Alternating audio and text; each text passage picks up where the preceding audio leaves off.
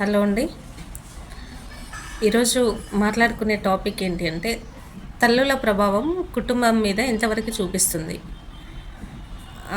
తల్లులు కుటుంబాలలో ఇన్వాల్వ్ అవ్వడం వల్ల ఆ కుటుంబాలు బాగుపడుతున్నాయా లేదు విడిపోతున్నాయా, దాంట్లో పాజిటివ్ ఎంతవరకు ఉన్నది, నెగిటివ్ ఎంతవరకు ఉంది, మంచి ఎంతవరకు ఉంది, చెడు ఎంతవరకు ఉంది, కొద్దిసేపు చర్చించుకుందాం. జనరల్గా అమ్మ నాన్న అబ్బాయి సైడ్ అయినా అమ్మాయి సైడ్ అయినా పెళ్ళిళ్ళు చేయడం కోసం వాళ్ళకి సంబంధాలు వెతకడం కోసం నానా తంటాలు పడతారు. ఇక్కడ చూసి దాదాపు ఒక 30, 40, 50, 60 మ్యాచెస్ చూసి మా కొడుక్కి అనుగుణంగా ఉండాలి, మా కూతురికి తగినట్టు ఉండాలి, ఇద్దరి జంట బాగుండాలి, మంచి ప్యాకేజ్ ఉండాలి, సుఖపడాలి, ఇన్ని ఇంటెన్షన్లతోటి ఎన్నో ఆశలు పెట్టుకొని ఆ కళలన్నీ నెరవేర్చుకోవడం కోసం నానా తంటాలు పడి లక్షల రూపాయలు, కోట్ల రూపాయలు వెచ్చించి వాళ్ళిద్దరికీ పెళ్ళి చేస్తారు. అంతవరకు బాగుంటుంది. షాపింగ్లని, పెళ్లి మంటపాలు చూడడము, శారీసు, బంగారాలు, వెడ్డింగ్ కార్డ్సు, పెట్టుబోతలు, ఇలా ప్రతిదీ కూడా నచ్చిన అమ్మాయిని నచ్చిన అబ్బాయిని సెలెక్ట్ చేసుకుంటారు, పెళ్ళిళ్ళు చేస్తారు. పెళ్ళిళ్ళు చేసి వాళ్ళని కాపురానికి పంపించేంతవరకు చాలా హ్యాపీగా అందరికీ బాగుంటుంది. కాపురానికి పంపించిన తర్వాత డే 1లో మొదలవుతుంది తల్లిలో ఫోను. వాళ్ళని కాసేపు వదిలేరు. మార్నింగ్ లేవగానే ఫోన్ చేసి, అమ్మాయి లేసావా, ఏం చేస్తున్నావు, బాగున్నావా, తిన్నావా, మీ ఆయన ఏం చేస్తున్నాడు, మీ అత్తమ్మ ఏం చేస్తుంది, మీ ఆడపడుచు ఏం చేస్తుంది, ఇంతవరకు బాగానే ఉంది పలకరింపులు. ఇటు అబ్బాయి వాళ్ళ మదర్ కాల్ చేస్తుంది. అబ్బాయి వాళ్ళ అమ్మ ఫోన్ చేసి, ఏం బాబు లేసావా, అది లేచిందా, టీ పెట్టించిందా, టిఫిన్ చేసిందా, భోజనం వండిందా, ఆఫీస్కి బాక్స్ పెట్టిందా, నిన్ను పంపించిందా, అంతవరకు బాగానే ఉంటుంది. ఎక్కడ నెగిటివ్ స్టార్ట్ అవుతుంది అంటే అమ్మాయి తల్లి కాల్ చేసినప్పుడు, అమ్మ లేసానమ్మా, మార్నింగ్ లేసాను, ఇంట్లో పని చేసుకున్నాను, మా ఆయనకి టీ పెట్టించాను, బాక్స్ కట్టించాను, వంట చేశాను, పెట్టాను, ఆఫీస్కి వెళ్ళాడు, నేను ఫ్రెష్ అప్ అయ్యాను, టీవీ చూస్తున్నా. ఏంటమ్మా నువ్వు ఇంట్లో 10 వరకు లేవకపోయేదానివి, 6 గంటలకే లేసావా, 5 గంటలకే లేసావా, నీకు కోట్ల రూపాయలు కట్నం ఇచ్చి చేసింది పని మనిషిగా పంపించడానికా, నువ్వు అలా ఎలా సేవలు చేస్తావు, అత్తమామకి ఆడపడుచులకి సేవలు చేయడానికి, మొగుడికి సేవలు చేయడానిక నిన్ను పంపించింది. ఇక్కడ గొడవ స్టార్ట్. అక్కడ అబ్బాయి తల్లి ఫోన్ చేసి, లేదమ్మా తనకి కొంచెం బాగాలేదు, సుస్తుగా ఉంది, ఈరోజు లేవలేదు, తను బాక్స్ కట్టలేదు, నేను బయట క్యాంటీన్లో తింటాను, ఆఫీస్లో తింటాను అని చెప్పేసి అబ్బాయి తల్లికి సమాధానం చెప్తాడు. అప్పుడు ఆ తల్లి అక్కడ స్టార్ట్ చేస్తుంది, నీ కర్మ ఇలానే ఉంటుంది, నువ్వు పెళ్ళి చేసుకున్నా ఒకటే, చేసుకోకపోయినా ఒకటే, అప్పుడు హోటల్లో బతికైంది నీ బతుకు, ఇప్పుడు హోటల్లో బతికైంది అని చెప్పేసి ఇక్కడ తల్లి స్టార్ట్ చేస్తుంది. ఇలా మెల్లమెల్లగా రోజు ఉదయం లేచిన దగ్గర నుండి సాయంత్రం పడుకునేంత వరకు వీళ్ళ రొటీన్ షెడ్యూల్ ఏంటి తెలుసుకోవడమే తల్లుల పని. వాళ్ళు తిన్నది, ఉన్నది, మంచి చెడు, షాపింగ్కి వెళ్ళింది, బయటికి వెళ్ళింది, ఎంత పెట్టి టీ తాగిపించాడు, ఎంత పెట్టి పానీపూరి తినిపించినాడు, ఎంత పెట్టి షాపింగ్ చేయించినాడు, ఏం చేయించినాడు, ఇటు తల్లికి చెప్పాలి, భార్యకి పెట్టిన ప్రతి ఖర్చు, కొనిచ్చిన మల్లెపూల దగ్గర నుంచి అబ్బాయి తల్లికి చెప్పాలి. అక్కడ మొదలవుతుంది ఇద్దరికి ఫైటింగ్. మెల్లమెల్లగా అంటే ఇక్కడ మంచి హ్యాపీగా కాపురం చేసుకుంటున్న భార్యాభర్తల మధ్యలో ఈ తల్లులు ఇన్వాల్వ్ అయ్యి ఫోన్ చేయడం ద్వారా ఈ ఫోన్లతో వాళ్ళిద్దరి మధ్యలో మెల్లమెల్లగా ఒకరి మీద ఒకరికి వ్యతిరేకత స్టార్ట్ అయ్యి ఇద్దరి మధ్యలో క్లాషెస్ స్టార్ట్ అయ్యి అవి కాస్త నువ్వు చెప్పినట్టు వినాలా, నువ్వు చెప్పినట్టు వినాలా, నీకు పెళ్లి చేసుకున్నది పని మనిషిగా వచ్చానా నేను, అంటే నువ్వు చెప్పినట్టు వినడం కోసం నేను పెళ్లి చేసుకున్నానా, నువ్వెవడికి చెప్పుకుంటావో చెప్పుకోపో, ఇట్లా అంటే నేను ఇంత చెప్పినంత సాఫ్ట్గా ఉండవు, అక్కడ వేరే నెక్స్ట్ లెవెల్లో ఉంటాయి గొడవలు.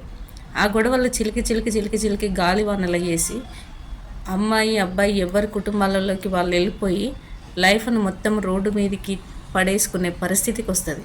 రోడ్డు మీద పడేసేటప్పుడైనా కనీసం బయటకు వచ్చినాకనైనా ఈ తల్లిదండ్రులు కూర్చోబెట్టి అసలు ఏం జరిగింది, ఇక్కడేం ప్రాబ్లం అయింది, ఆ ప్రాబ్లాన్ని వాళ్ళు క్లియర్ చేస్తారా, చెయ్యరు. ఓహో నిన్ను గొడవ చేసి ఇంటికి పంపించాడు, వాడి సంగతి చూడాలి, వాడిని అంతా చూడాలి, పోలీస్ స్టేషన్కి వెళ్ళాలా, పంచాయతీ పెట్టాలా, అతని పరువు తీయాలా, వాళ్ళ అమ్మ పరువు తీయాలా, కుటుంబం పరువు తీయాలా, ఈ రకంగా వీళ్ళు స్టార్ట్ చేస్తారు. అక్కడ అబ్బాయి వాళ్ళ అమ్మ నాన్న ఏం చేస్తారు, నిన్ను కాదని వెళ్ళిపోయింది కదా, వెళ్ళింది దానంతట అదే రావాలి, నువ్వేం వెళ్ళాల్సిన అవసరం లేదు, నువ్వు కాకపోతే ఇంకో దాన్ని పెళ్లి చేస్తాను నీకు, నువ్వు ఎక్కడ తగ్గాల్సిన ప్రసక్తి లేదు, మనం అబ్బాయిలము, మనకు కొమ్ములు ఉన్నాయి, మనం ఇలానే ఉండాలి అని చెప్పేసి అబ్బాయి వాళ్ళు స్టార్ట్ చేస్తారు. గొడవలు స్టార్ట్ చేసుకుని బయట పెద్ద మనుషుల వరకు, పోలీస్ స్టేషన్ల వరకు, పంచాయతీల వరకు, కేసుల వరకు వెళ్ళిపోతుంది సమస్య. అంటే అప్పటి వరకు వీళ్ళు కలిసి జీవించిన జీవితంలో మంచిని మొత్తం మర్చిపోతారు. అంటే భార్య భర్తతో గడిపిన క్షణాలు కావచ్చు, భర్త భార్యతో గడిపిన క్షణాలు కావచ్చు, వాళ్ళు అంటే ఎంతవరకు హ్యాపీగా ఉన్నారో ఆ హ్యాపీనెస్ మొత్తం మర్చిపోయి ఏవైతే ప్రాబ్లమ్స్ మధ్యలో అనుకున్న మాటలు ఏవైతే ఉంటాయో ఆ మాటల్ని హైలైట్ చేసుకొని నువ్విలా నువ్విలా నువ్విలా నువ్విలా అని చెప్పేసి ఫైటింగ్ చేయడమే స్టార్ట్ చేస్తారు వాళ్ళు. అంటే వాళ్ళ జీవితమే ఒక ఫైటింగ్ అయిపోతుంది.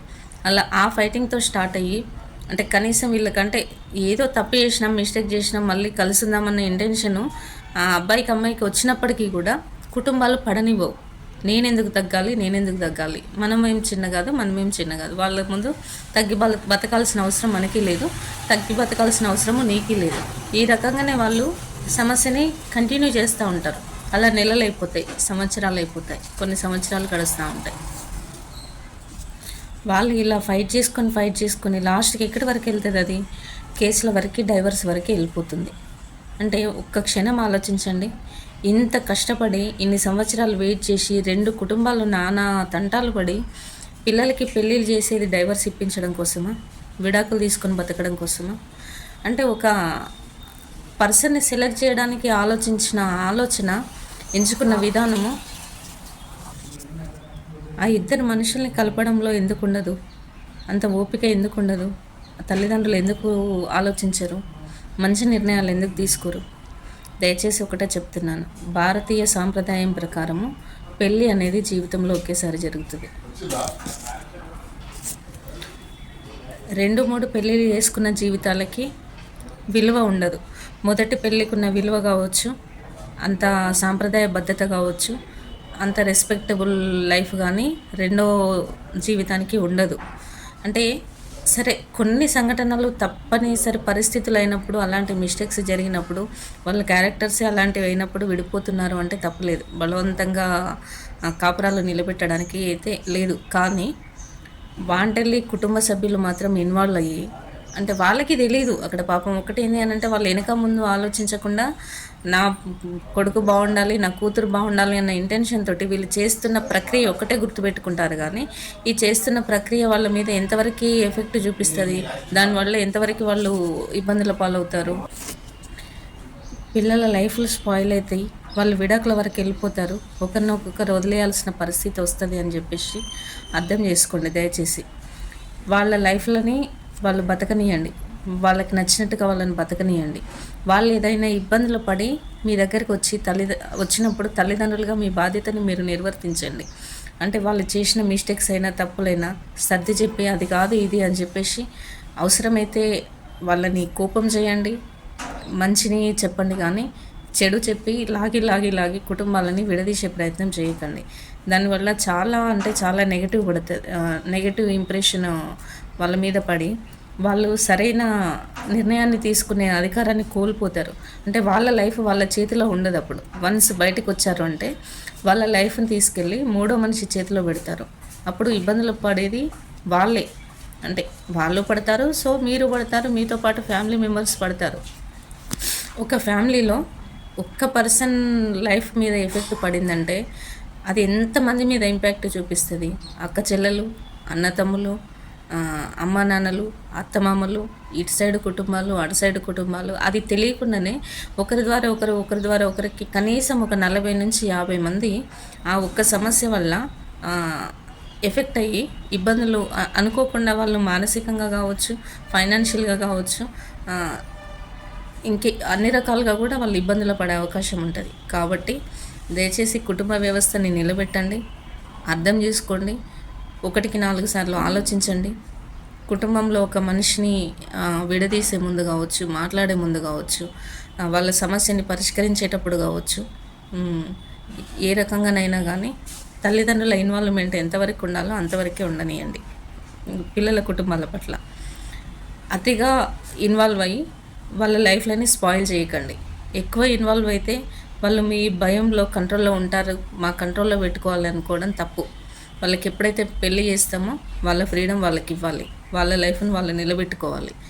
అంతేగాని మీరు మీ చేతులారా మీరు లైఫ్ని విచ్ఛిన్నం చేసిన వాళ్ళు అవ్వకండి. Okay, thank you.